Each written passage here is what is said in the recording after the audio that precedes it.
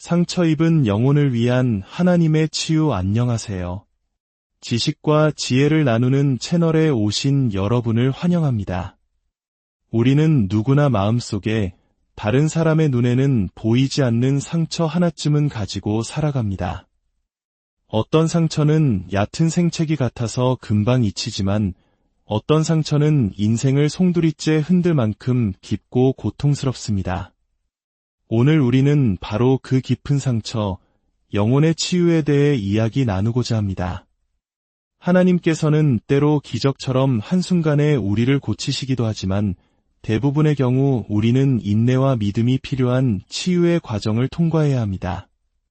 만약 지금 당신이 그 어렵고 긴 터널을 지나고 있다면 오늘 이 이야기가 당신에게 큰 용기와 위로가 될 것입니다. 오늘 이 이야기가 여러분의 마음에 작은 위로가 된다면 소중한 사람들에게 이 영상을 공유하며 하나님의 축복을 함께 나눠주시길 바랍니다. 여러분의 구독과 좋아요는 더 많은 이들에게 희망의 메시지를 전하는 큰 힘이 됩니다. 주님의 이름으로 여러분의 삶에 평안이 가득하기를 축복합니다. 시편 147편 3절은 이렇게 말씀합니다. 상심한 자들을 고치시며 그들의 상처를 싸매시는도다. 이 얼마나 아름다운 약속입니까? 주님은 상처받고 부서진 우리의 마음을 외면하지 않으시고 친히 그 아픔을 어루만져 싸매어 주시는 분입니다. 우리 각자에게는 자신만의 이야기가 있습니다. 어떤 분은 이미 하나님의 놀라운 능력으로 승리한 간증을 가지고 있을 것이고 또 어떤 분은 지금 막 치유의 여정을 시작하며 하나님의 일하심을 목도하고 있을 것입니다. 하지만 어쩌면 이 자리에 있는 누군가는 그저 평생 이 상처를 안고 살아가야만 한다고 체념하고 있을지도 모릅니다. 놀랍게도 많은 크리스천들이 교회에 다니면서도 하나님께서 우리를 구원하여 천국에 데려가시는 것 외에 우리의 삶의 고통에 깊은 관심을 가지고 계시다는 사실을 잘 알지 못합니다. 저 또한 오랫동안 상처 입은 크리스천으로 살아왔습니다. 세상 속에서 불쌍한 죄인으로 사는 것도 비참하지만 하나님의 자녀가 되어서도 여전히 고통 속에서 신음하는 불쌍한 성도로 사는 것은 더욱 가슴 아픈 일입니다.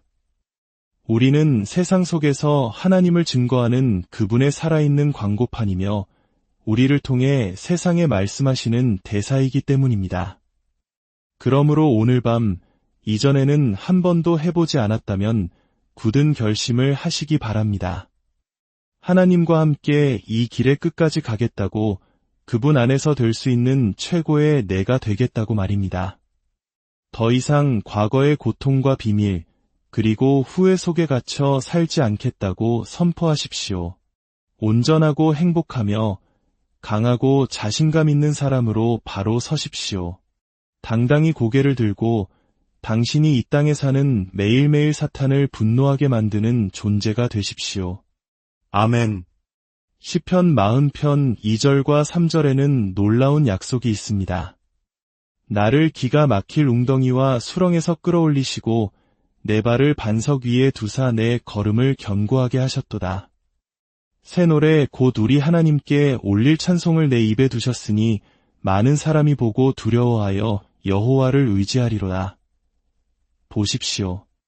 시편 기자는 자신이 절망의 구덩이에 빠져 있었다고 고백합니다. 하지만 하나님께서 그를 건져내어 반석 위에 세우셨고 그 모습을 본 다른 많은 사람들이 주님을 섬기게 되었다고 말합니다. 이것이 바로 우리 삶의 목적이 될 수 있습니다.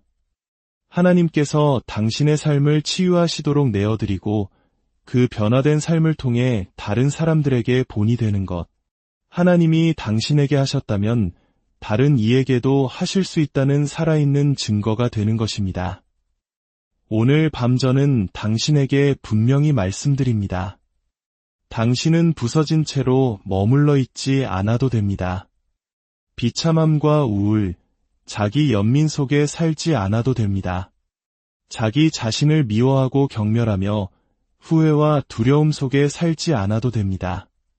살아계신 하나님이 당신 안에 계십니다. 당신은 예수 그리스도께서 우리에게 주시기 위해 죽으셨던 바로 그 풍성한 삶을 살아갈 수 있습니다. 여기 깊은 절망의 구덩이 속에서 하나님의 손길을 경험한 한 여성의 이야기가 있습니다. 그녀는 기독교 가정이 아닌 곳에서 자랐고 어린 시절 온갖 종류의 끔찍한 학대를 경험했습니다. 외동딸이었던 그녀의 어머니는 그 사실을 알고 있었고 가해자를 경찰에 신고해 감옥에 보내기까지 했습니다. 그 순간 어린 딸에게 어머니는 영웅과도 같았습니다. 드디어 이 고통이 끝났구나. 하지만 그 신뢰는 오래가지 못했습니다. 가해자가 감옥에서 풀려나던 날, 어머니는 어린 딸의 손을 잡고 함께 그를 데리러 갔고 다시 집으로 데려왔습니다. 그 일은 가해자에게 앞으로도 너를 계속 학대해도 좋다는 암묵적인 허가증과도 같았습니다. 결국 그녀는 9살과 11살에 스스로 생을 마감하려 했습니다. 그러나 하나님의 은혜는 놀라웠습니다. 6학년 때 한 친구가 그녀를 교회에 가자고 초대했습니다. 교회가 무엇인지도 몰랐지만 친구의 어머니 차를 타고 생전 처음 교회라는 곳에 갔습니다. 낯선 사람들로 가득한 건물에 들어섰을 때 그들은 너무나 따뜻하고 사랑으로 그녀를 맞아주었습니다. 그리고 그날 들었던 첫 설교 말씀이 그녀의 인생을 바꾸었습니다. 목사님은 시편 27편을 인용하며 하나님은 아버지가 없는 이들의 아버지가 되어주신다 고 선포했습니다. 그 말씀이 11살 소녀의 마음에 비수처럼 꽂혔습니다. 하나님이 아버지 없는 나의 아버지가 되어주신다고? 하나님은 대체 누구실까? 하나님은 바로 그렇게 일하십니다. 우리의 깊은 고독과 고통 속에 찾아오셔서 그분에 대한 작은 호기심이라도 불러일으킬 단 하나의 말씀을 던져주십니다. 그 순간이 바로 그리스도를 향한 그녀의 여정이 시작된 전환점이었습니다. 또 다른 여성 역시 비슷한 경험을 했습니다. 그녀는 아버지로부터 끔찍한 학대를 당했고 어머니는 그 사실을 알면서도 침묵했습니다. 수십 년이 지난 후 어머니는 마침내 딸에게 사과했습니다. 아빠가 너에게 그런 짓을 하도록 내버려둬서 미안하다. 나는 그저 세상의 이목과 추문이 두려웠을 뿐이야. 한국 문화 속에서 체면과 다른 사람의 시선을 의식하는 마음이 얼마나 큰지 우리는 잘 압니다. 하지만 그 두려움 때문에 딸을 보호해야 할 책임을 저버린 어머니의 행동은 딸에게 깊은 상처를 남겼습니다. 두 이야기 모두 세상 그 누구보다 나를 지켜줘야 할 어머니에게 버림받았다는 공통된 아픔을 가지고 있습니다. 이런 경험은 우리 내면에 깊은 질문을 던집니다. 나에게 무슨 문제가 있는 걸까? 나는 왜 보호받을 가치가 없는 존재일까? 이러한 생각은 우리를 평생 이류 인생에 머물게 만듭니다. 나는 최고를 기대할 수 없고 그저 주어지는 것에 만족하며 살아야 하는 존재라고 여기게 됩니다. 내 영혼이 과거의 상처로 인해 계속 피를 흘리고 있다면 하나님께서 우리에게 주고자 하시는 이 땅에서의 풍성한 삶을 결코 누릴 수 없습니다. 특별히 어머니에게 버림받았다는 상처는 더욱 깊은 고통을 줍니다. 아버지가 떠나도 어머니는 내 곁을 지켜줄 것이라는 기본적인 신뢰가 무너지는 순간 우리는 깊은 무가치함에 빠집니다. 친엄마조차 나를 지켜줄 가치가 없다고 여겼다면 나는 정말 아무 가치도 없는 존재인가 보다. 이것이 바로 주님을 알지 못하는 사람들이 겪는 깊은 절망입니다.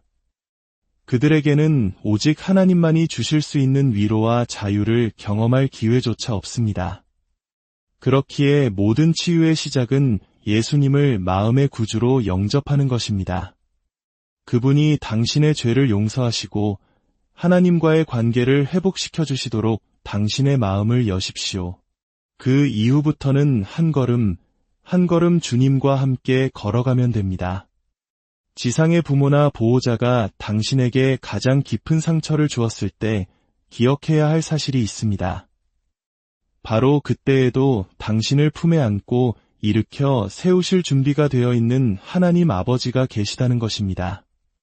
그분은 내가 너와 함께 아파했다. 이제 내가 너를 사랑으로 치유하겠다고 말씀하십니다. 이 음성을 듣는 모든 분들에게 놀라운 계시가 임하기를 기도합니다. 어머니가 가해자를 다시 집으로 데려왔던 그 끔찍한 순간을 돌이켜볼 때 저는 한 가지 깨달음을 얻었습니다. 하나님은 그 모든 일이 일어날 것을 미리 알고 계셨다는 사실입니다. 제가 어머니 뱃속에서 형태를 갖추기도 전에 그분은 이미 시작과 끝을 모두 알고 계셨습니다. 저는 혼자라고 생각했지만 돌아보니 그 모든 고통의 순간에 하나님의 평강이 저를 붙들고 있었습니다. 제 삶은 통계적으로 불가능한 하나님의 은혜의 산물입니다. 저는 하나님께서 최악의 가장 고통스러운 경험이라도 그것을 그분께 내어드리기만 한다면 당신의 유익과 그분의 영광을 위해 선으로 바꾸실 수 있다는 살아있는 증거입니다. 하나님의 약속은 무대에 서서 설교하는 특별한 사람들에게만 해당되는 것이 아닙니다. 누구든지 원하는 자는 받을 수 있는 약속입니다. 하나님의 말씀을 믿기로 선택하는 모든 사람을 위한 것입니다. 때로는 무언가를 극복하는 것은 그렇게 하기로 마음을 먹는 것에서 시작됩니다. 슬픔과 고통에만 너무 집중한 나머지 바로 곁에 있는 해답을 놓치는 경우가 많습니다. 어떤 문제에 갇혀 있든 우리는 결단할 수 있습니다. 하나님은 여전히 나를 위한 계획을 가지고 계셔. 나는 그 목적을 찾아서 이룰 거야. 그리고 나를 치유하신 하나님의 경험을 사용해서 다른 아픈 사람들을 도울 거야. 치유의 과정에서 우리가 반드시 통과해야 할 관문이 있습니다. 바로 용서입니다. 우리는 흔히 용서가 가해자를 봐주는 것이라고 오해합니다. 그래서 용서하지 않고 미움을 붙들고 있는 것이 마치 힘을 가진 것처럼 느낍니다. 그 사람이 사과만 한다면 용서할 수 있을 텐데, 하지만 하나님께서는 제게 말씀하셨습니다. 사과에는 아무런 힘이 없다고. 진정한 힘은 하나님께서 우리에게 주신 용서할 수 있는 능력에 있습니다. 용서는 가해자를 풀어주는 것이 아니라 그 고통의 사슬에 묶여있던 나 자신을 풀어주는 열쇠입니다. 우리의 쓴 마음이 통제력을 주는 것 같지만 사실 그것은 우리의 영혼을 갉아먹는 독입니다. 우리의 인격을 바꾸고 삶의 방식을 왜곡시킵니다. 용서는 우리 미래를 과거의 고통으로부터 자유롭게 합니다. 물론 용서가 곧 관계의 회복을 의미하는 것은 아닙니다. 상대방이 회개하지 않고 여전히 위험한 존재라면 우리는 용서하되 건강한 거리를 둘 수 있습니다. 중요한 것은 용서를 통해 내 안의 쓴뿌리를 제거하는 것입니다. 우리 중 영혼에 상처 하나 없는 사람은 아무도 없습니다. 하지만 우리는 다른 사람의 상처와 자신의 상처를 비교하며 내 상처는 저 사람만큼 크지 않으니 그냥 참고 살아야지라고 생각합니다. 그러나 하나님은 우리의 상처를 비교하지 않으십니다. 그분은 우리의 가장 깊은 필요와 영혼의 모든 상처를 아시며 우리의 구원자이자 치유자가 되기를 간절히 원하십니다.